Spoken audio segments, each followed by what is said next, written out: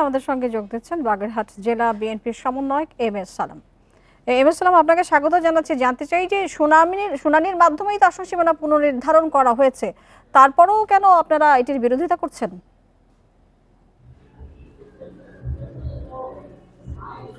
আমরা বিরোধিতা করছি না, আমরা আমাদের অধিকার, আমাদের বাগেরহাট জেলায় 4টি আসন ছিল, কোনো কারণ ছাড়াই এটিকে 3টি করা হয়েছে। শুনানি যে করেছেন আমরা সেখানে আমরা আশাবাদী ছিলাম যে আমরা 4টাই ফেরত পাবো, কিন্তু ওনারা আমাদের সাথে প্রথমে একটা প্রস্তাব দিয়েছিলেন যে রামপাল বাগেরহাট সদরের সাথে এবং মোংলা মোরেলগঞ্জের সাথে 3 আসনের সাথে, এবং 1 নম্বর আসন যেটি শীতলমারি মোল্লারহাট ফকিরহাট সেখানে তারা হাত দেয়নি।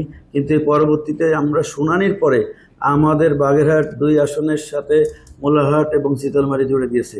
এটি ভৌগোলিক অবস্থান চিন্তা করলে আমাদের বাগেরহাট থেকে মোল্লারহাটের দূরত্ব প্রায় 60 কিলোমিটার। তাছাড়া আমরা 1970 সাল থেকে বাগেরহাটে 4টি আসন ছিল, সেটি অন্য জেলায় হাত না দিয়ে আমাদের বাগেরহাট থেকে কেন একটি আসন কর্তন করা হলো, এটা বাগেরহাটের সাধারণ জনগণের আসলে মধ্যে শুনানি চলাকালীন কেন আপনারা বিষয়গুলো তুলে ধরেননি?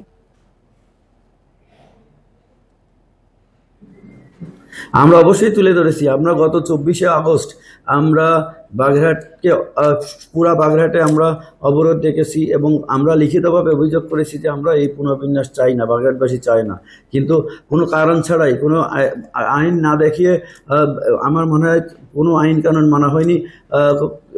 তারা শুধু যেমনে খুশি তেমনে কাটার মতো তারা কেটে নিচ্ছে। এখানে কোনো ধরনের কোনো আরপিও মানা হয় নাই, আমাদের কাছে কোনো প্রস্তাব দেওয়া হয়নি, কোনো শুনানি আমরা অভিযোগ করেছিলাম, আমাদের বক্তব্য তারা শুনেছে ঠিক, কিন্তু শুনে আবার আরো আগের থেকে আরো খারাপ। তাহলে কি আপনারা বলছেন এই আসন সীমানা পুনর্নির্ধারণকে করা কি বেআইনি?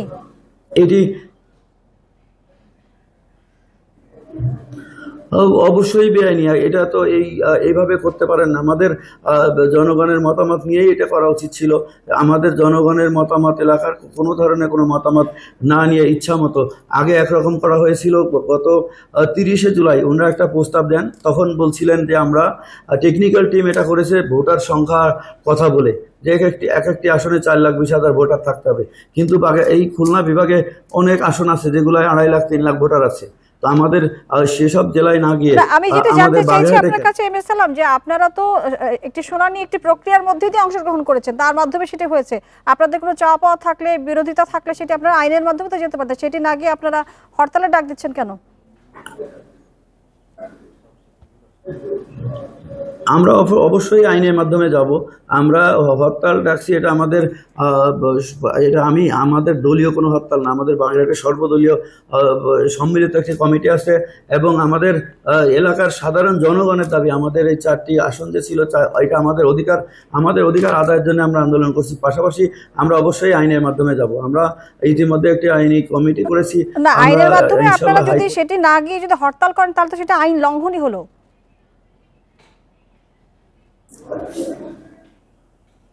হরতালে আমরা শান্তিপূর্ণ হরতাল করতে চাই, আমাদের দাবি আমরা জানাতে চাই। এটা আমরা গণতন্ত্র ফিরে পেয়েছি 16 বছর পরে। বাংলাদেশের মানুষ এখন গণতান্ত্রিক ধারায় ফিরে এসেছে। আমরা গণতান্ত্রিক চর্চা করছি। আমরা যে 1970 সাল থেকে 4টি আসন ছিল, সেটিকে এখন কি কারণে, কোনো কারণ না দেখিয়ে কেন 3টা করা হবে? এটা আমাদের জনগণের দাবি, বাগেরহাটের সর্বসাধারণের দাবি।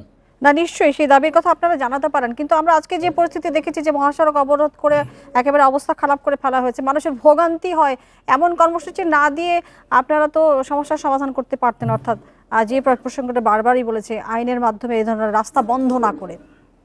না, সমস্যার সমাধান আমরা কিন্তু আমরা অবরোধ 24 আগস্ট করেছিলাম এবং আমাদের দাবি লিখিতভাবে জানিয়েছিলাম। এরপরে আমরা কিন্তু কোনো ফল পাইনি।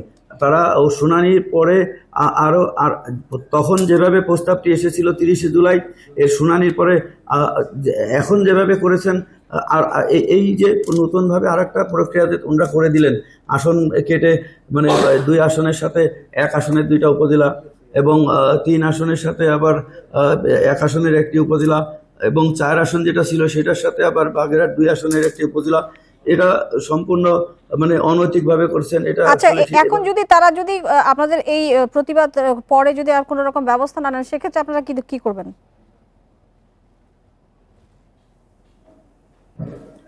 সেক্ষেত্রে আমরা অবশ্যই আন্দোলন করব। আমাদের দাবি, আমাদের বাগেরহাট জেলাবাসীকে সাথে নিয়ে আমরা আন্দোলনেই থাকব। আমরা আমাদের অধিকার ফিরে পেতে চাই। এটা 4টি আসন আমার না, আমার দলের না, এটা বাগেরহাট সর্বসাধারণের দাবি এটা। জি, এম এ সালাম, আপনাকে ধন্যবাদ আমাদের সাথে যুক্ত হয়ে বিষয়ে কথা বলবার জন্য।